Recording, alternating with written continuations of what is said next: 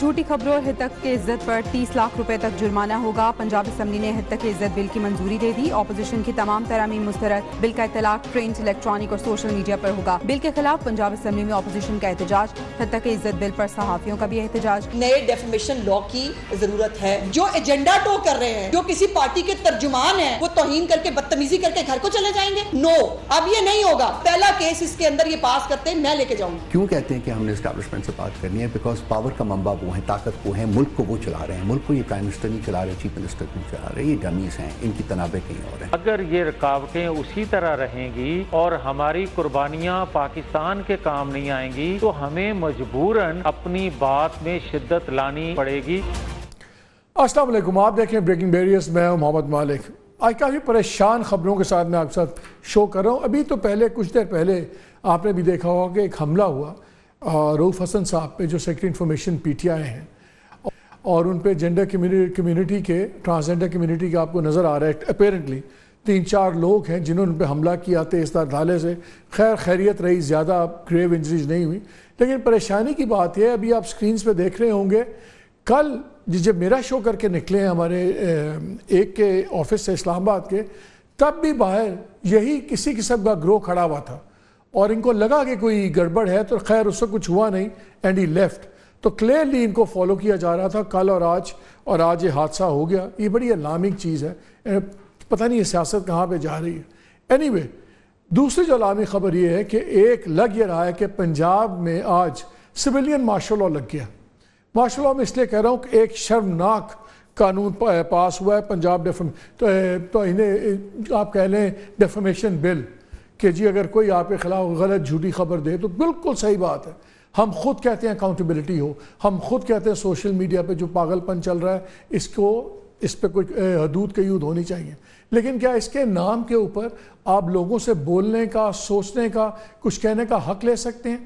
نہیں لے سکتے۔ لیکن آج یہ ہوا ہے، کل جو انہوں نے بل رات کو پاس کیا ہے، پوری آرگنائزیشنز، جرنلسٹ آرگنائزیشنز اس کے خلاف سراپا احتجاج ہیں، اور یہ بات رکے گی نہیں۔ یہاں پہ قانون کیا بندہ کہ بے ہنگم قانون ہے، بیہودہ ہے۔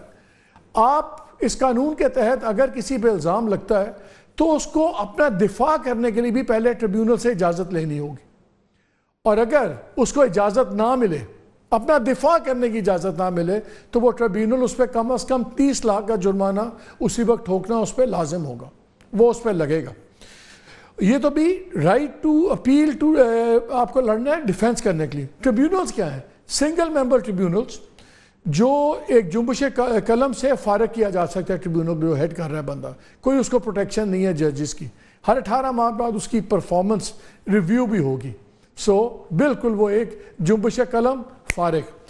اچھا، آپ کو رائٹ آف ڈیفینس بھی نہیں ہے، اس کے لیے آپ نے لڑنا ہے، منیمم آپ پہ 30 لاکھ ہے۔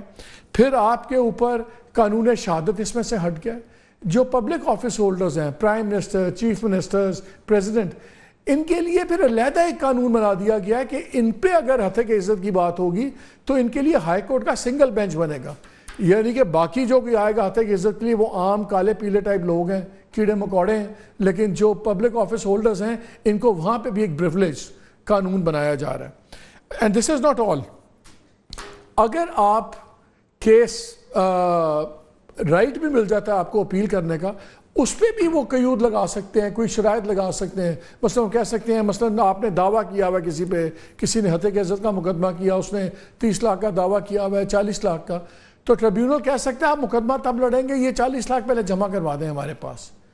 پہلے دن سے یہ قانون اس بیسس پہ بنا ہے کہ جس پہ کیس بنیا ہے وہ گلٹی ٹل پروون انوسنٹ ہے۔ قانون کہتا ہے جب تک آپ گلٹی پروو نہ ہو تب تک آپ کو انوسنٹ سمجھا جائے، یہاں پہ قانون کی بیسس دوسری ہے۔ اچھا، پھر اس کے بعد جو 3 ملین 30 لاکھ منیمم ہے، یہ 3 کروڑ تک جا سکتا ہے۔ سزا کے بعد وہ آپ کا فارمیٹ جو بھی آپ کا پلیٹ فارم ہے بند کیا جا سکتا ہے، اور اس میں اگر بہت باریکی سے قانون کا جائزہ لیا جائے تو اس ٹیلی ویژن کو بھی یہ بند کر سکتے ہیں اگر یہ اسٹریچڈ اس کی لاجک نکالیں گے۔